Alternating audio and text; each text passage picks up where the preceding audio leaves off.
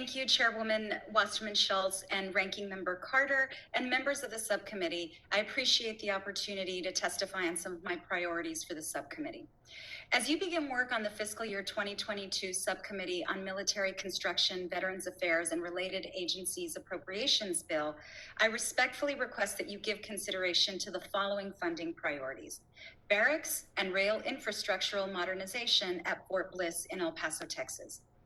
As a representative for the district where Fort Bliss is located, my community knows and sees firsthand the needs of our military personnel and service members. The subcommittee has historically helped maintain our service members at the highest level of readiness as our nation continues to face new threats and challenges domestically and abroad.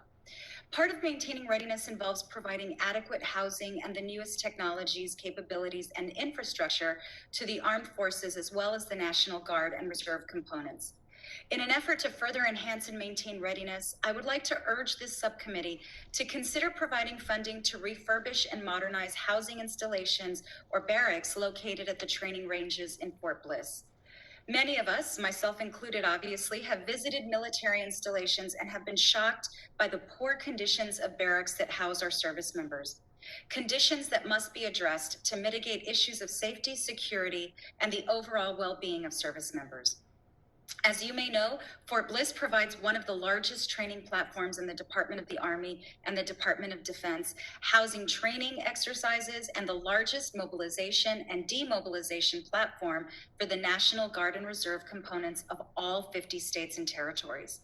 Therefore, I hope this subcommittee considers providing more funding for the military construction and Army accounts to address these needs and ensure that our service members who put their lives on the line for our country have access to quality housing.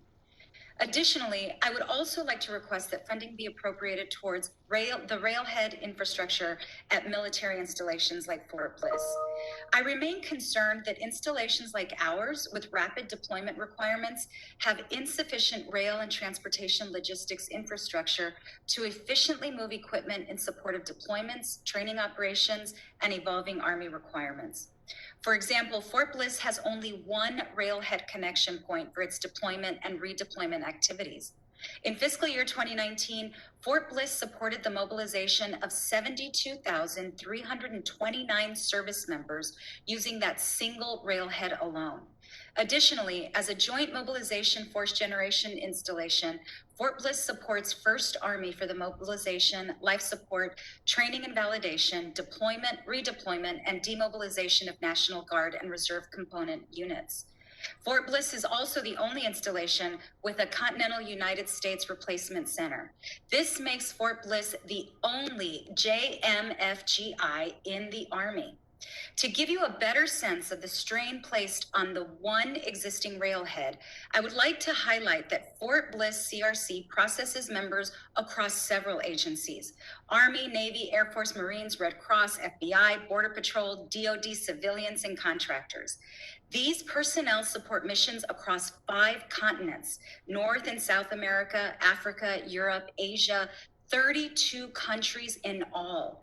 Increased funding to support the modernization of the current railhead and the addition of another one is critical for Fort Bliss and my community in El Paso as a whole.